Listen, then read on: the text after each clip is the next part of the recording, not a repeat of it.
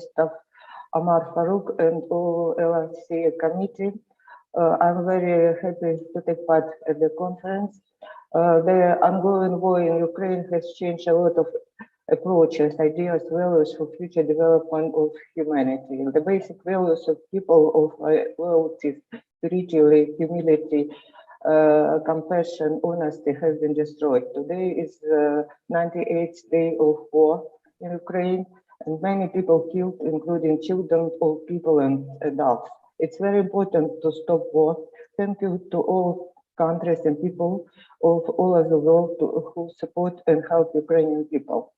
So I'm very happy to be a key speaker at the 7th London International Conference, and it is important that it is hybrid conference with the 8th London International Conference, and it is devoted to the broad spectrum of topics: politics, economics, education, and IT technology. And because of the new challenges for our country, I decided to speak about transformation values in Ukraine to the European values. So the main question is to define the perception of Ukrainians to European values. The Czech hypothesis that Ukrainian ideas about European values is more coherent and consistent depends on the region of residence and age duration of personal supports to Ukraine's European integration. The basic problem after the collapse of the Soviet Union and the declaration of independence by Ukraine, two various vectors of development appeared in the post-Soviet space. One vector remains attached to the post-Soviet values based on coercion of the people and autocratic despotic governance. Another vector, the Ukrainian one, is trying to break away from post-Soviet values and ensure convergence with European values based on the respect basic human rights. Since the declaration of independence, Ukraine has been pursuing a policy aimed to develop European values, trying to break away from post-Soviet values. And I use several theories to study these approaches. One theory which is devoted to transitional analysis. Transition analysis changes in societal subsystems, energy mobility, focusing on social, technological, and institutional interaction. Transformation refers to large-scale changes in the whole society. The study of modern approaches includes pragmatic constructivist approach, progressive studying international relations, then conflict resolution theory, modernization theory. And when we speak about this conflict of the values of post-Soviet and new values, we speak about a conflict. And conflict resolution involves transforming the relationship and situation in solution developed by the parties are sustainable and self-correcting. Achieving such a resolution will require addressed parties' basic human needs, mechanisms for dealing with further differences, allow for full involvement by all coalition parties. It should be noted that there is a transformation of consciousness under the influence of major propaganda between both conflict sides. And you know that, for example, Russian Federation, they use very intensively propaganda, and some people believe them. Resolving destructive violent conflicts is a complex and very important problem. And Professor Barhet analyzes the levels of democracy in European member states and states that in some dimension which form the European Union, trans and supranational regulatory system affects the quality of democracy and existing relationship. How Ukraine perceives European values? The European Union declared the fundamental European values to be ones common to the member states in society in which plural, non-discrimination, tolerance, justice, solidarity, and equality between men and women. There are human dignity, freedom, democracy, equality, rule of law, and human rights. The Ukrainian values determine the values of personal well-being, such as health, success, prosperity, happy, family, lack of stress, intellectual and personal development, paternalistic values. And it is important to define how, after this aggression, what are the changes of these values in Ukraine for Ukrainian people. And I use several surveys for my study, which have been provided in 2017, 2020, and 2022. And now I show you the latest result of survey 2022. For example, importance of democracy in selected European countries, you could see that, for example, Ukraine is low comparison to other European countries like Poland and Netherlands. If we speak about satisfaction of political system, again, Ukrainians consider that they are not satisfied. I try to compare with the European countries like Poland and Netherlands, and if we take post-Soviet like Russia and Belarus, we are ahead. And then we take into consideration trust in the European Union,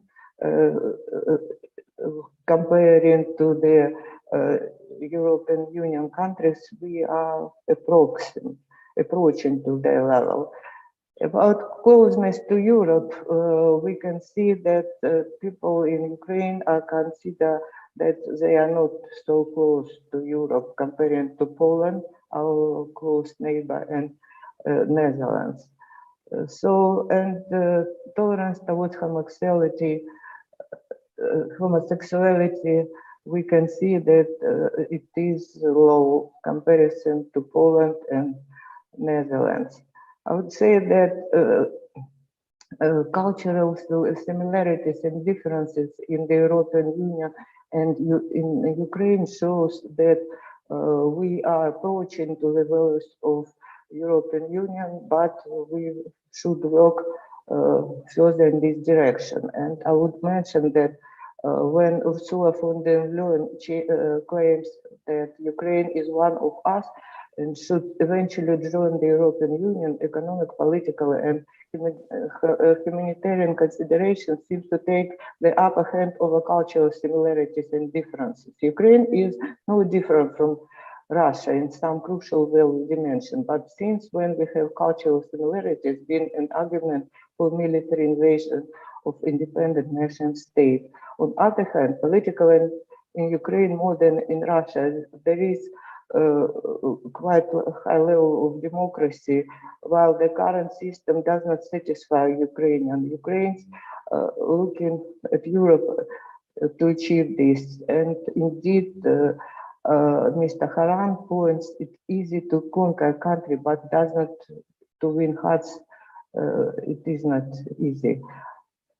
A comparison of the results of the study determines which European values require adaptation in Ukraine, reported importance of democracy, satisfaction with political system, reported closeness to Europe, tolerance towards homosexuality. The latest assessment in Ukraine confirmed that the majority in Ukraine believe that European values shared by Ukrainians should be implemented from the outside and installed by the state. Okay, thank you very much for your attention. Thank you, Miss Olga. We are very sorry about your country. Yeah, thank you. Thank you for support. Now, I would like to invite Mr. Julfa, professor. He is an eminent psychologist in Middle East and Eurasia. He is also a supporter of our events. Mr. Julfa came here with his respectable wife. Miss Julfa is also here. Welcome. Please, Mr. Julfa. Yes, our colleagues, our friends, welcome to Turkey. I prepare a quick information about the forgiving ourselves and for our near friends, relatives, students, and friends working at universities, some research areas, consulting centers. Under which conditions, how can we forgive, and what we can't forgive? And how I investigated the ways of forgiving ourselves, our colleagues, our friends. A very short presentation. Let me open about. And at first, we have to ask some questions to ourselves. If we assume that if we forgive ourselves and our friends, our wife, our husband, what happens to us? Investigations says to us, and I have seen in my more than 200,000 sessions, I have seen with my eyes during the sessions these results. I look at the researchers, latest researchers, scientific and social researchers in all over the world. I've resulted is forgiveness frees you from limiting beliefs and behaviors. You will be open-minded. You will be lovely, very motivated. And it is like that the choices you make and things you believe will all be affected by your unforgiveness. If you don't want to learn to forgive, to do good to yourself, it's okay. You must learn to forgive, to do good to others, for animals, for plants, for all our universe. Understand? If you don't want to give your help, okay, no problem. We may accept you like that, but forgive others. If we don't forgive, as you see, between Russia and Ukraine, a big war, maybe it's going on for the third big world war. It is going on that way, right? The wars beginning, as we've seen here, professor from Ukraine, they are under very bad conditions because of some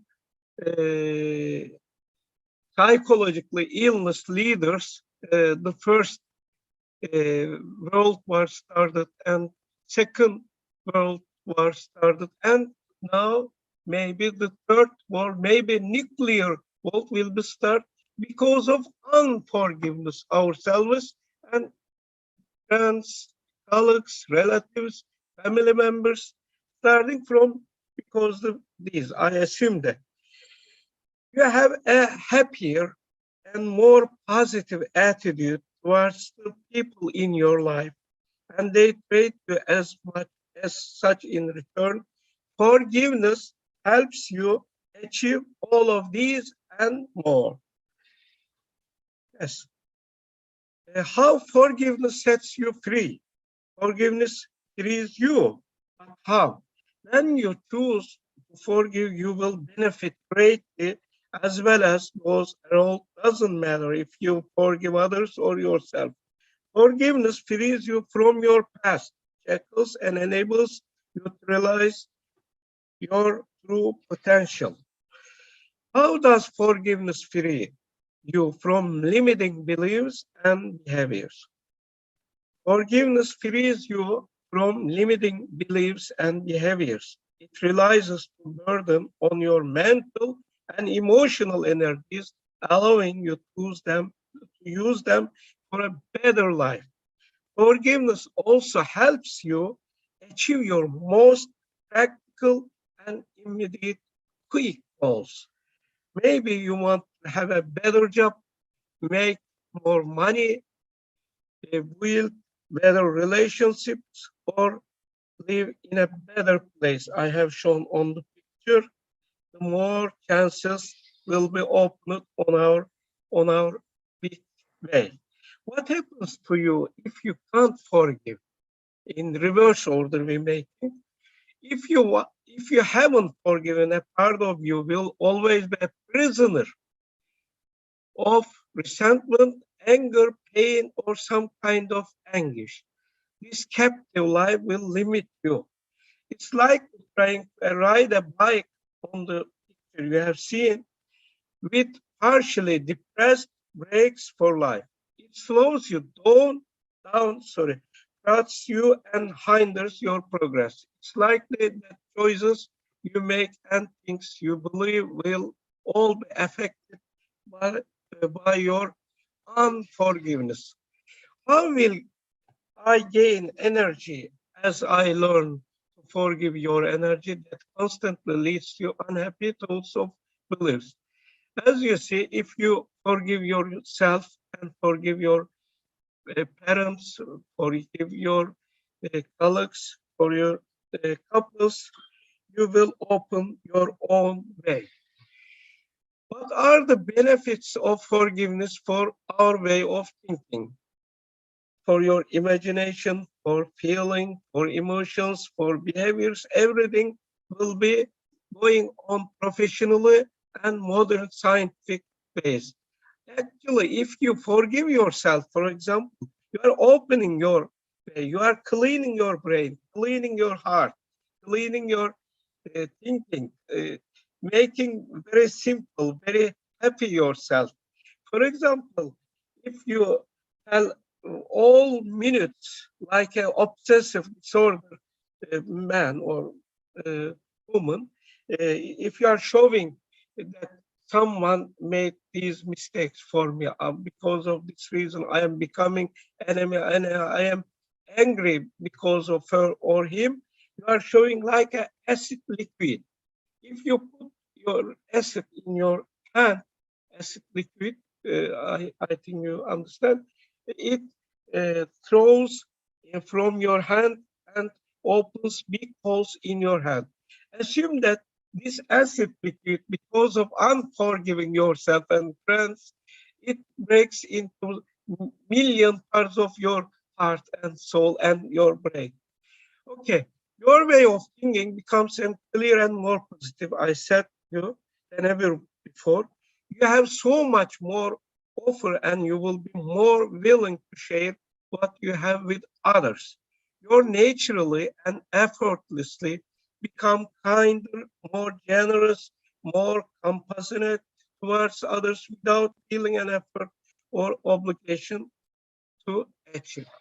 I very openly explain here, and of course, why we have to forgive ourselves. Maybe in London conference, I will openly put my latest scientific researches for you, how ways of forgiving yourself, relatives, friends, your past time before then now. Actually, learning to forgive will improve your relationships as it develops and improves your attitude. As your relationships evolve, every aspect of your life will evolve accordingly. It's going like that. Actually, if you forgive yourself, you can solve financial problems also. Financial by writing projects, by marketing yourself, by uh, and by you and your university, maybe joint venture, you may open companies and you may do you may organize many conferences, you may earn money also by forgiving yourself. Why should you learn not to offend people who have more money than we do? People who have more money than us are the best people to help you in case of need. This is also a very critical way why we openly forgive the people richer than us. Why we forgive our lecturers, teachers, such kind of people, bigger level from higher than us. I explain here why.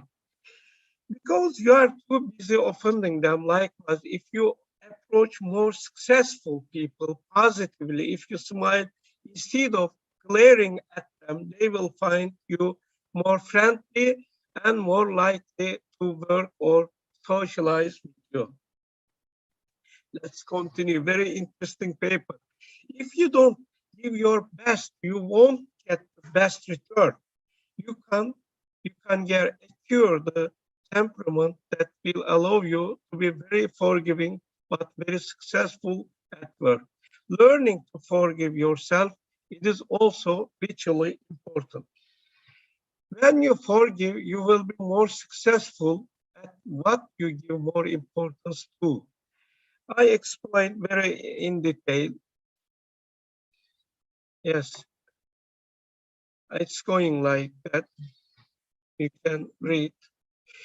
And very important part of my speech, there is an investigation in Turkey. Ece Korkmaz, one of my friends, in her study, the relationship among defense and mechanisms of individuals and forgiveness and childhood traumas were evaluated. If you do not forgive your parents or childhood time, if you continue to live with behind with your childhood traumas, you are living like a prison. You can't be motivated, you can't be open-minded. This friend explained correlation between why we can't forgive ourselves and for parents. She explained a very important relation because of childhood traumas. During this part, if we continue, if our colleagues or friends continue to take a professional help, psychotherapists, they can forgive their childhood period time, and they forgive themselves, and they will be open-minded. Like Hitler's very big dictator, and he started the Second World War. If he has taken the psychotherapies because of his childhood traumas, we will be the best time of our world, maybe, right? Like today's war between Ukraine and Russia is going because of maybe childhood traumas of Putin and other world leaders. As you see in Ukraine, Russia and of course saying maybe Ukraine is fighting each other, but mainly maybe many countries is included the war time because of their childhood traumas. We are living these bad situations for our world.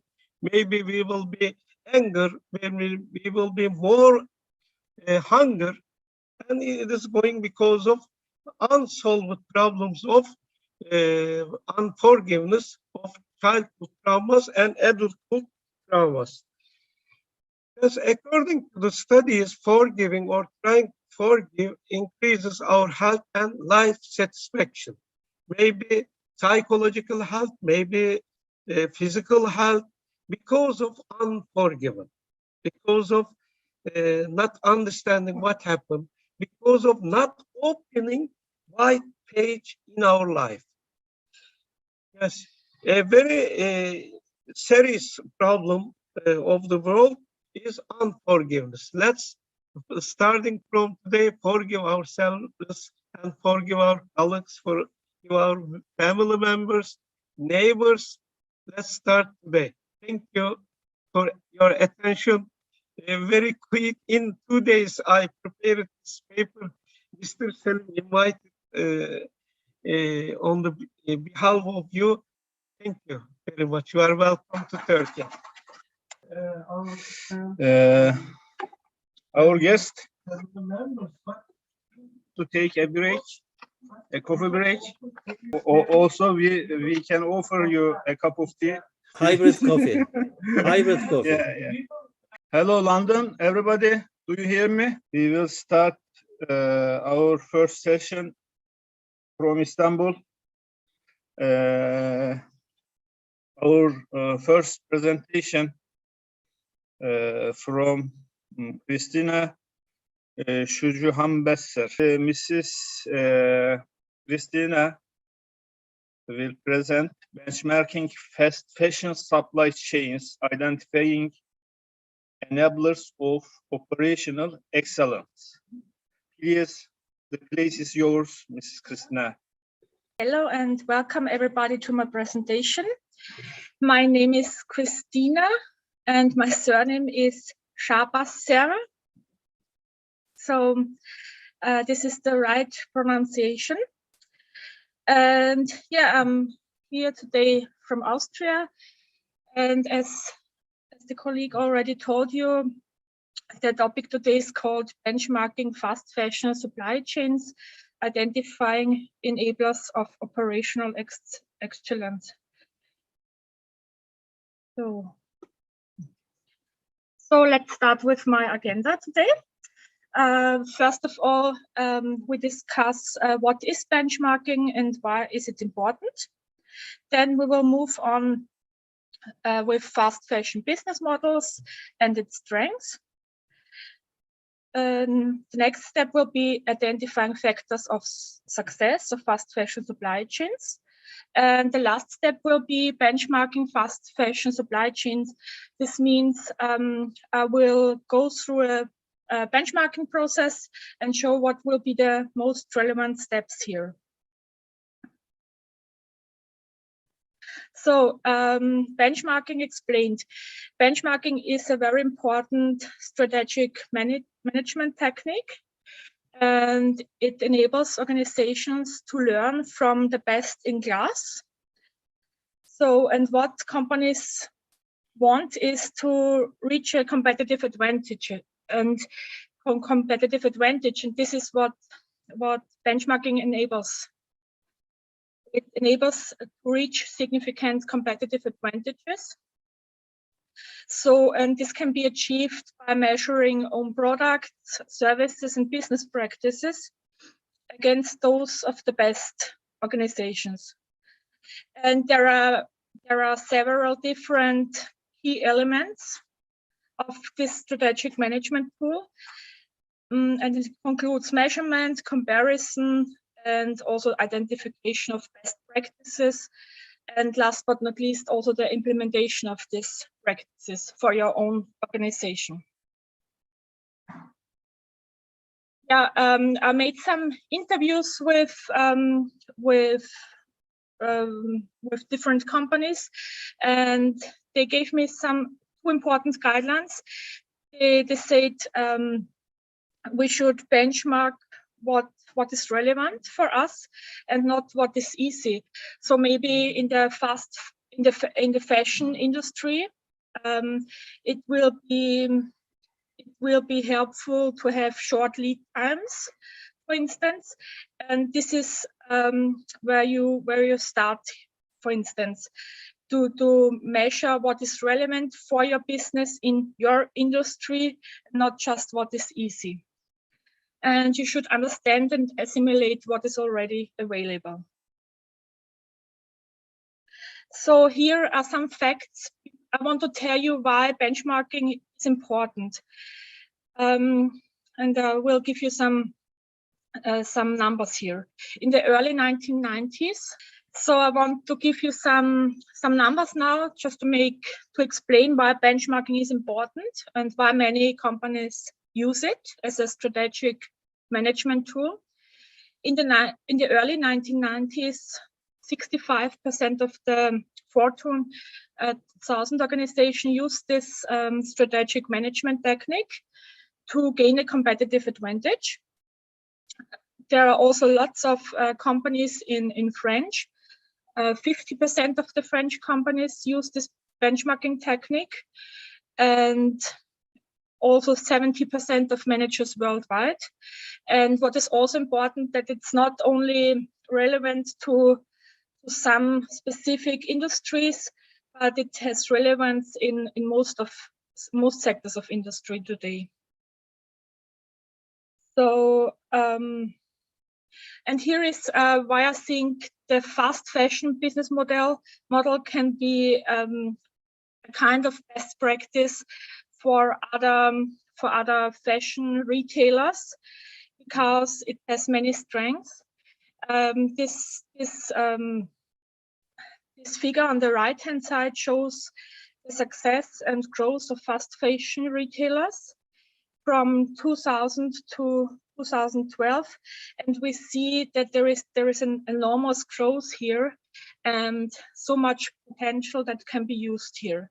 And I think this picture shows that these fast fashion retailers understand their business, because otherwise there would not be that good performance here. So what is fast fashion? I think there are three elements. Talking from an economic point of view, there are three elements that makes this fast fashion business model so good for us, and suitable as a best practice example. It is the quick response. I mean, there are short lead times. These are the times from the customer order to the final delivery. There are frequent assortment changes. I mean, clothes are only available for weeks in the stores, and then they're changed and new clothes come into the stores, and fashionable designs at affordable prices. So these are the three strengths of the business model. Let's move on with this one. And I want to show you what Inditex, it is a very big retailer, and this company belongs to the Gartner supply chain top 25 companies. And therefore it has to fulfill some requirements to come into this list. For instance, it has levels of agility and flexibility, and it really understands customer value. So it's not only the main thing is not only maximizing profit, but think about the customer value, and it invests in technology. So, and what is about supply chain management in the fashion industry? It is very important because it enables to respond to the latest fashion trends. And what is also important, it's important to have supply chain management here and a responsive supply chain for fashion items, because what is the aim at the end? To bring the products quickly to the stores as needed. So this is why we need supply chain management in this field. Now, if we look at the fast fashion business models and we want to take it as best practice, we have to identify the enablers of operational excellence. And these are the use of sophisticated information systems. And these systems allow frequent inventory monitoring and replenishment. And these systems also allow a careful monitoring of consumers and industry tastes. So I think this is one enabler of this, why we could use fast fashion as best practice. A second enabler would be the collaborative relationships. I think there are very intensive linkages between the firms that are in the supply chain, and this can enable a competitive advantage. And it's very important to move away from this market relationships to more intensive relationships, just to gain, for instance, common benefits for all the supply chain partners. Yeah, and the next enabler of this operational excellence is that fast fashion companies use appropriate performance measures. What does this mean? The focus of these performance measures is towards maximizing value to end consumer and not maximizing profit for the individual company. So this is a new way of thinking. And the focus is on supply chain performance and not on individual firm performance. So it's a broader way of thinking here. And fast fashion retailers also have metrics reflecting the achievement of supply chain profit. Yeah, and now, collaborative supply chains. This is also important here. Joint planning and execution, managing interdependencies of resources, and they have a mutual objectives. And yeah, what is also important is that each member in the supply chain has a share in success. So it's not that some are profiting from the success, but all are profiting from the success. And here, maybe this one before, this is, I made some interviews with fast fashion companies just to identify, and also with other retailers in the fashion industry, just to identify how would a benchmarking process look like, what are the steps behind it. They start with a planning. They identify critical success factors and they develop performance measures. For instance, short lead times could be a critical success factor. Then they try to find benchmarking firms. This means, for instance, they take the top 50 Fortune companies that are listed and say, okay, why are they performing so good and so on? Then they are observing. They try to understand the other firms' processes. Then the comparing process starts. This means just comparing your own performance with the others, analyzing, identifying the performance gaps, and also finding the root causes for the performance gaps, and then the adapting step. This means, for instance, here, choosing the fast fashion business model as best practice and implementing the changes in your own organization. And the last one here is what told me. They gave me some examples. When the problem is it takes a long time between a customer order and its delivery. And for instance, they compare it with fast fashion retailer Zara, or they have a problem that it takes a long time to react to new market fashion trends. And they always have this comparison with the best in class. So this is the end now. I hope you enjoyed it and you learned a bit from it. And you can read my final paper, I think, in the proceedings later. So thank you very much.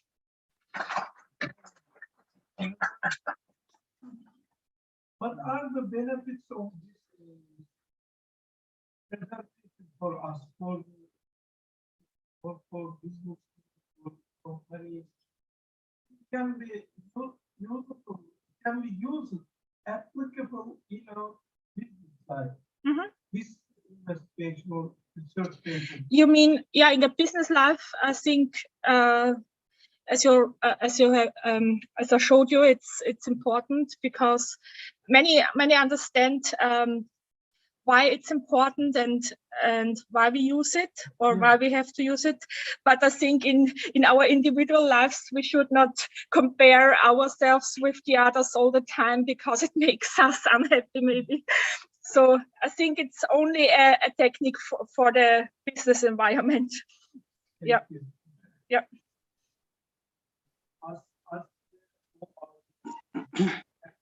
Yeah. Dear colleagues, do you have any questions regarding my presentation? Mr. Jakob? Can I ask a question, please? Yeah. Okay, Ms. Christina, thank you very much for your presentation. I'd like to ask you, what type of advertisement do you think is the best and the most effective for developing benchmark? What again? What type of advertisement? Advertisement. Social media, television, newspaper, some other advertisements, for Okay. example. Okay. I think it will be social media at the moment. Yeah. This is used just to gain more insights in what the other companies do and how they work. We get insights maybe that we do not get from the company's websites. So I think there will be much knowledge in the social media platforms. Yeah. Can I ask continuation of this question? Yeah. How much of our income we can invest on advertisement for benchmarking?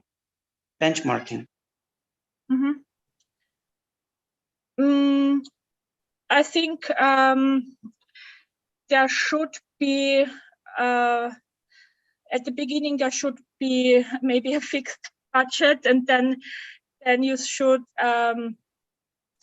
just move on these steps. Yeah, go through all the steps and see what is happening when you're adapting the benchmarking process in your own company, and just if you can realize what you have planned, but it should be fixed budget. Yeah. Okay, thank you very much for your answers. Thank you. Yeah. Christine, can I ask you the question concerning what is the benefits and pros and cost of benchmarking process? No, I mean, what are advantages and disadvantages of using benchmarking process? Yeah, I think the advantage is to know what your competitors do, why they are performing better than you, and I think you already, because to survive in business today, you have to move towards your competitors or prepare products that are competitive, for instance. So you have to observe what they do and how they perform, and maybe this is the first step to move towards your competitors. Next step is to learn and maybe to succeed and get better than them. Yeah. Okay, So thank you. Thank you.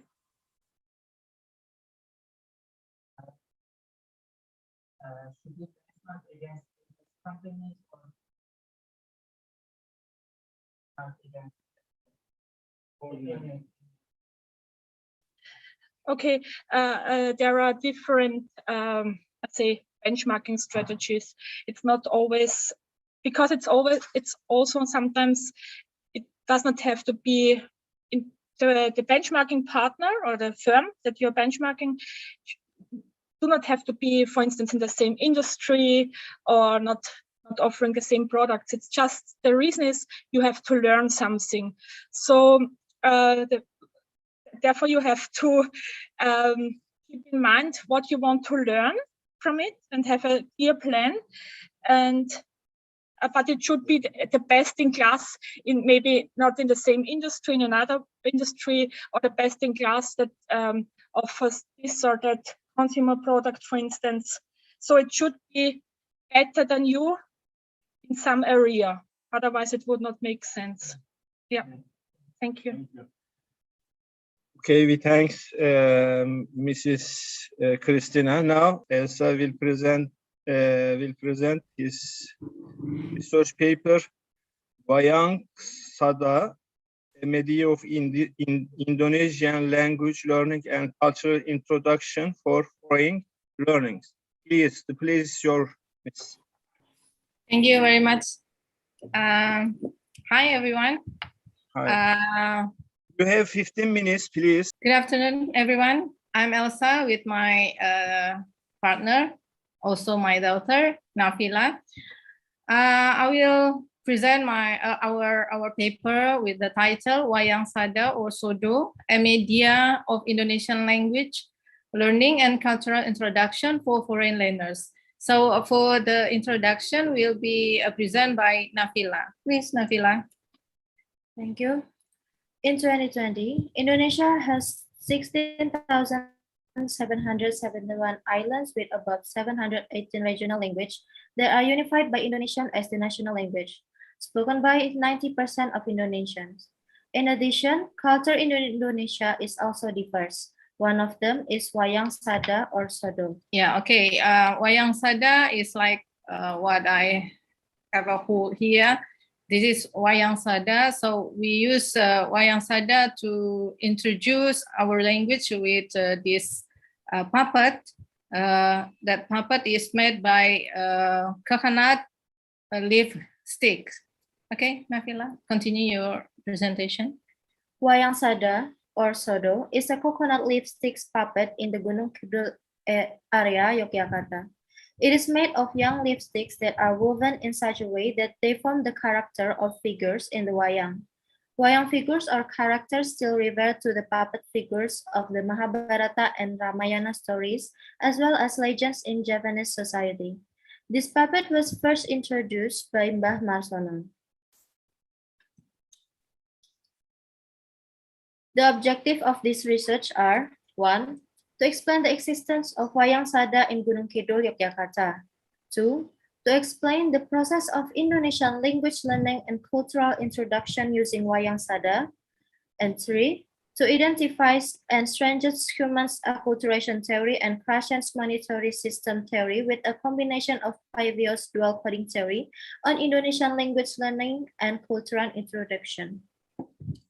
Okay, so here we use three theory to support our paper. First, human acculturation theory that said the process of social and psychological integration of the second language learner or 2LL with the target language group or TL. So this is the scheme of the acculturation theory by Schumann.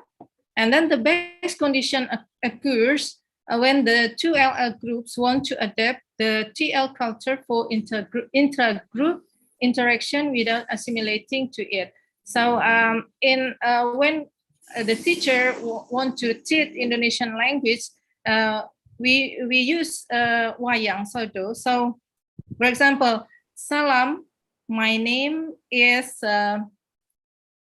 Sri Kandi, or Salam, nama saya Sri Kandi. Saya suka memanah. So from this wayang, the student will get the information about Indonesian language and how to introduce their self, and then they know about the culture of Indonesia, like Wayang Sodo. And then the second, we use Krashen monitoring system, explain how acquisition and learning are used. The acquisition system initiates speech and the learning system monitors the speech to check for and correct errors. So when the teacher teaches Indonesian language, the teacher will control the student with the creative system that they use Indonesian language is good or not. So, for example, nama saya. Sometimes the foreign learner use name saya. So this is not a good pronunciation. So the teacher will monitor the student how to use Indonesian language. And then the third, we use also Pavio dual coding theory. That say human cognition is divided into two processing systems, visual and verbal. So visual, what we see, and verbal, what we hear like audio, so visual, audio, visual, and then visual system deal with graphical information processing, and the verbal system deals with the linguistic processing. And then let's continue, Nafila. The method for this research are collecting data, participatory observation, which directly teach Indonesian using Wayang Sada, social media observation using Instagram La Vida International Institute about learning Indonesian language and culture based on cultural anthropology for foreigners managed by myself, and in-depth interview, documentation, document studies on the use of media and language and cultural learning, especially Indonesia. Then the data are analyzed using the Miles and Huberman interactive model analysis, focus on descriptive, emotion, and values coding. So this is the discussion of our paper. The first, the existence of Wayang Sada or Sodo in Gunung Kidul, Yogyakarta. So Gunung Kidul is a part of Yogyakarta province in Central Java. So Wayang Sada, one of the artistic and cultural asset in Gunung Kidul, is the work of Mbah Marsono. So Mbah Marsono is the one who the first make the Wayang Sodo in Gunung Kidul in 2011. Actually, it is a resident of Padukuhan Gunung Bang, Bejiharjo Cultural Village, Karangmojo District. And then Wayang Sodo is made of young coconut leaf stick. What we have said before, that are woven in such a way that it forms the characters of figures or figures in the wayang. So the style still same with the shadow puppets. So what Srikandi looks like is the same with the shadow puppets. So wayang figures or characters still refer to the puppet figures of the Mahabharata and Ramayana stories and the legends in Javanese society. And then according to Mbah Marsono, Wayang Sada is a wayang creation with the theme of being environmentally friendly. So this is going green. And then apart from using natural material, so this natural material from young coconut leaf stick, and then wayang stories also rise the theme of the environment in their performance. And then this is the process of Indonesian language learning and cultural introduction using Wayang Sodo. That when teacher try to introduce about Indonesian language, about Indonesian culture, there is the teacher also try to be a monitor to the student how to get the information about Indonesian language and culture. So we use wayang, so the student can see the wayang, and then they have a motivation like psychological distance about Indonesia, and then social distance, so they feel close to Indonesia when they see the wayang or other instrument related to Indonesian culture. And then this is, we try to identify and strengthening the acculturation theory of Schumann and Kreisman monitoring system with bivio dual coding theory on Indonesian language learning and cultural introduction. So this is, we try to make the scheme to combine this three theory, how to teach the Indonesian language and culture with this instrument. Then we name this scheme, what name, Nafila? Interactive Sociocultural Model. Okay, thank you. So this scheme, we name this scheme is Interactive Sociocultural Model. So combining of three theories. So I think it is a novelty concept of how to teach Indonesian or how to teach cultural related to three theories. So I think all of you can use your own cultural instrument to introduce or to teach your language for the foreign learner, I think. And then for the conclusion, please, Nafila.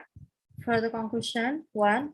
Wayang Sada Is the puppet is a puppet made of sada? sada or young coconut leaf stick, commonly found in the Gunung Kidul area, Yogyakarta. Wayang Sada is an artistic and cultural asset created by residents of Padepohan Gunung Bang, Pijiharjo Cultural Village, Karangmojo district, which has become a new variety of wayang art. 2. Indonesian language learning and cultural introduction using Wayang Sada is very meaningful, interesting, interactive, introducing Indonesian culture directly, both offline and online. Use audio visually with good control from the teacher by creative constructive process so as to reduce the social and psychological distance of the student by knowing firsthand the social and cultural condition of Indonesia with wayang media. 3. The use of Wayang Sada being a novelty of theory by strengthening and combining Schumann's acculturation theory, which is social and psychological factors with new cultural adjustment, crash and monitoring system theory, creative constructive process, and Pivio dual coding theory, audio and visual in Indonesian language learning, as well as culture for foreign learners. Okay, that's all from us. Terima kasih, matur nuwun, thank you. And then please let us to introduce our wayang for just a second, I think. Please, Nafila. The name is Sri Kandi, and this is Arjuna. So we use it to introduce our language, Indonesia. So and then introduce our culture with this instrument, like this. Salam, nama saya Sri Kandi. Saya suka memanah. Saya anak kedua dari Prabu Drupada. So when I said it, I introduced the wayang, the name of wayang, and then I introduced about the story of wayang too. And then let's talk to Arjuna. Salam, nama saya Arjuna. Saya memiliki keahlian dalam memanah. Saya merupakan putra kedua dari Prabu Pandu. Salam, thank you. Thank you, Mr. Farouk. Salam.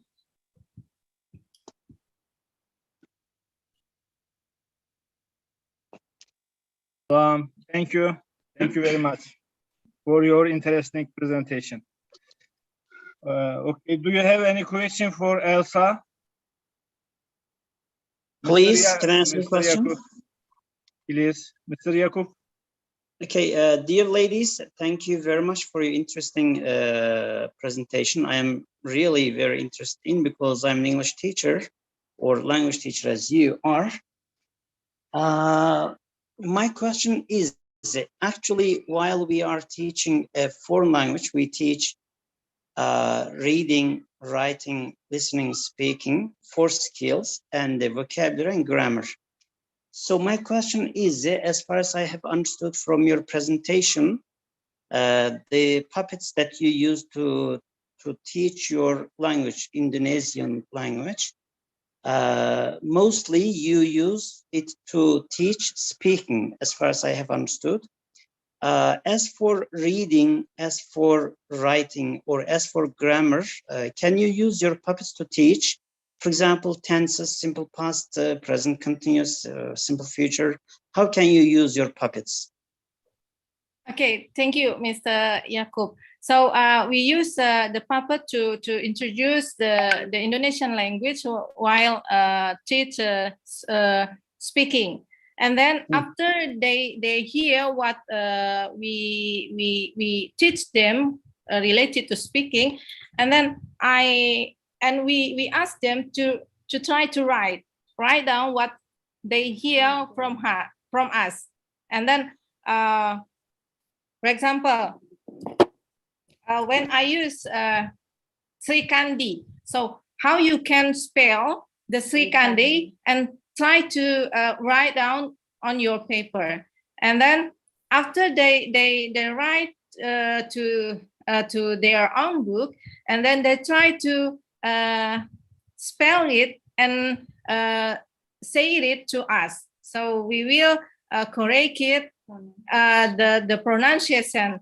So actually for the grammar in Indonesia, we just know about subject, predicate, or a verb, and then object. So this is simple grammar, I think, in Indonesian. So for example, when I say nama saya adalah Srikandi, so this is subject is nama saya is the verb, and then Srikandi is object. So this is the simple one for Indonesian language. I think like that, Mr. Yaakob.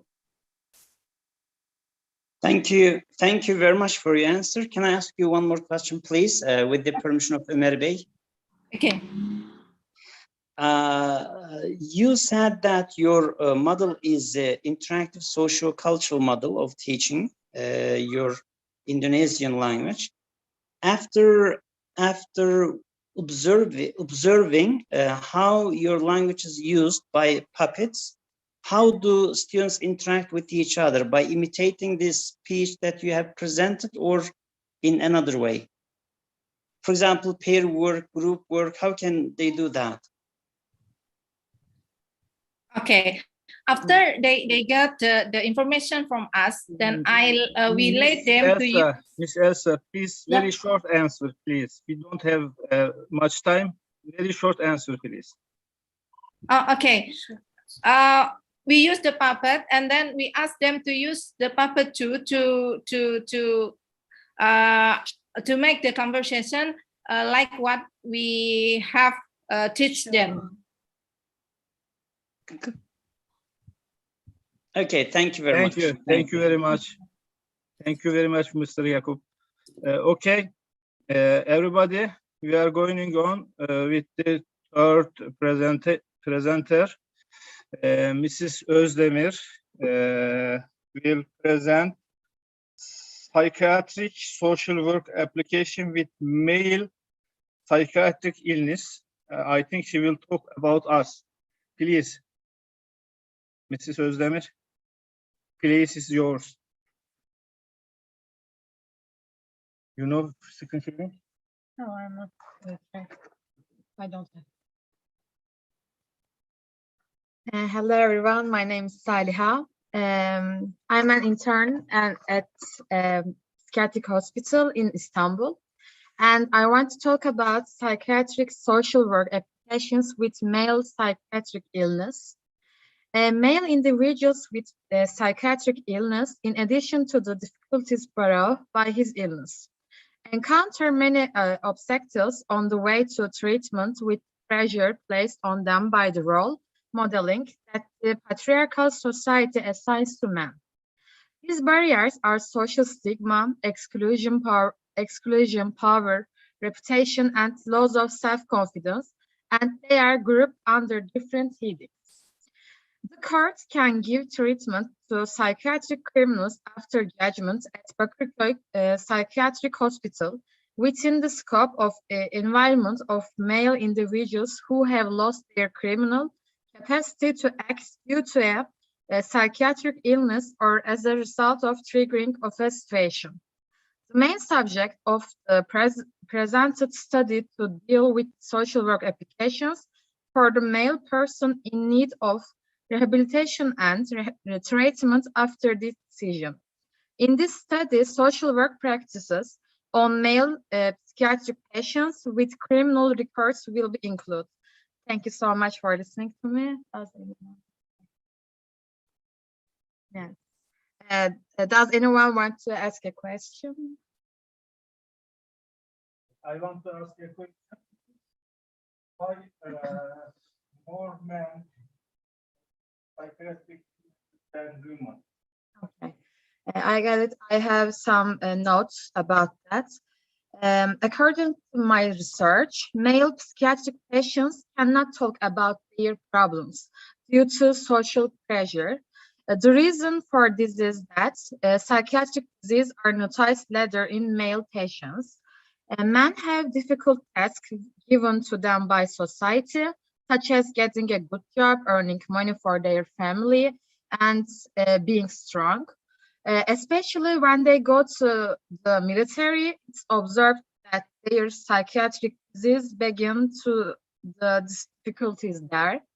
Pressured by their families, unfortunately, they start using drugs at a very early age in order to find a group of friends and forget about their problems. Drug using is one of the most important causes of psychiatric disease, apart from genetic predisposition. Of course, there are many reasons, but as a summary, I can say these problems. Thank you. Mrs. Özlem will talk about us, all the men. We have psychiatric illnesses, and we have under pressure not to speak about it. Is it right, Mr. Julfa? Yes, actually, we have much pressure about our psychological and psychiatric illnesses from our environment, from our culture. But actually, there's a good choice. Actually, now Mr. Online. Ekrem Julfa speaking, but we don't have the chance to hear it. Yes, please, Mr. Julfa. Mr. Julfa, come here, please. Mr. Julfa will add some point about us, our illnesses. Please.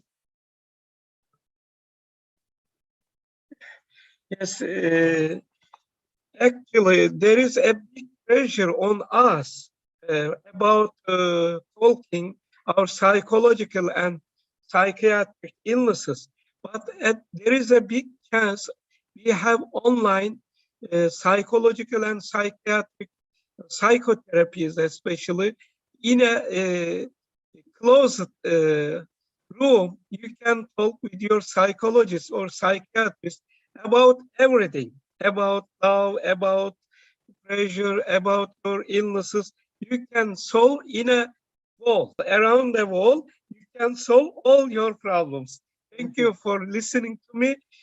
Especially why I am under this pressure, don't think like that. How I break through this pressure. Understand how I defend, how I explain to everybody. Thank you for listening to me again. I will return back in November. Thanks, Mr. Julfa. You heard him.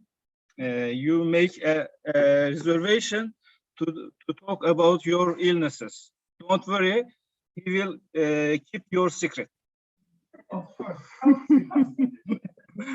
Okay, now our last presenter in Istanbul, Mr. Ünal, will present about network latency, our top problem. Okay. Latency is a measure of delay, and we experience latency in our everyday life.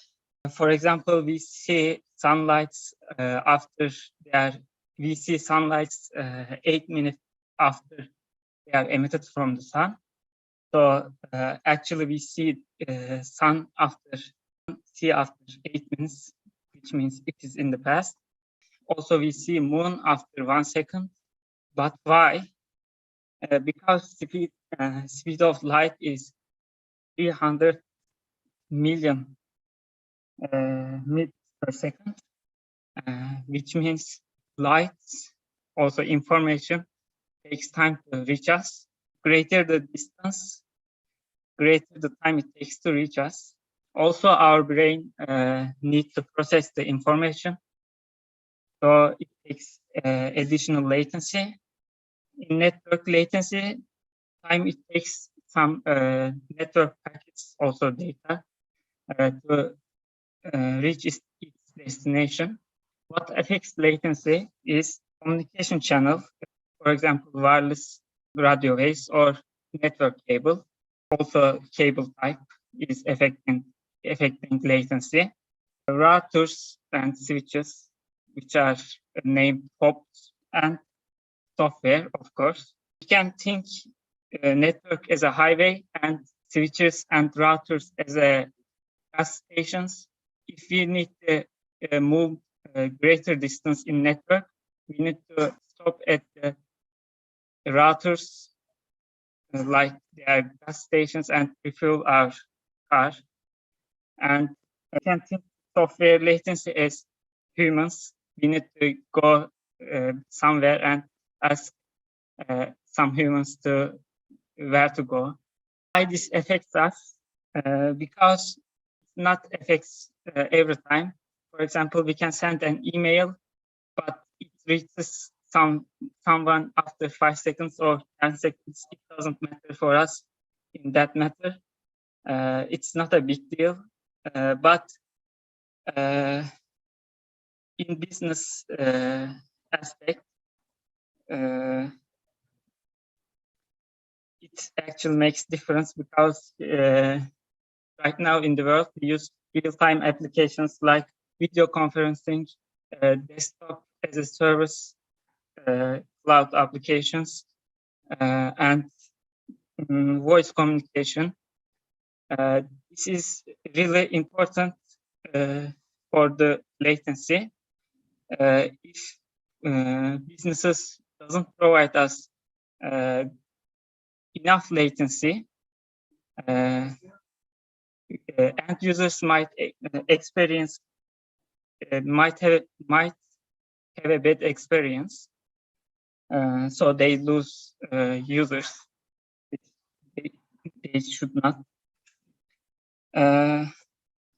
For example, in voice communication, 20 millisecond latency is optimal, and after 150 millisecond latency, humans start to feel bad experience like interrupted conversation, overlapping noises, and echo. Another example, for example, in video gaming, users need to see every other user or player's action in an instant. So in online gaming, 30 millisecond latency is optimal.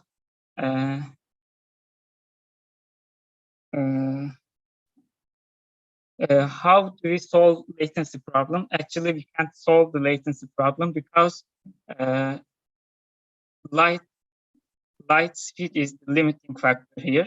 We can't reach, we can't carry the information faster than light. So the limiting factor is light, but additional routers and software adds additional latency, and fiber optic cables additional latency. But we can optimize these latencies if you put less routers and faster cables. And there is also one more technology to reduce latency is quality of service. Quality of service prioritize the low latency packets over the other packets. So, for example, if we are communicating over the WhatsApp and sending a big email to our colleague, quality of service will send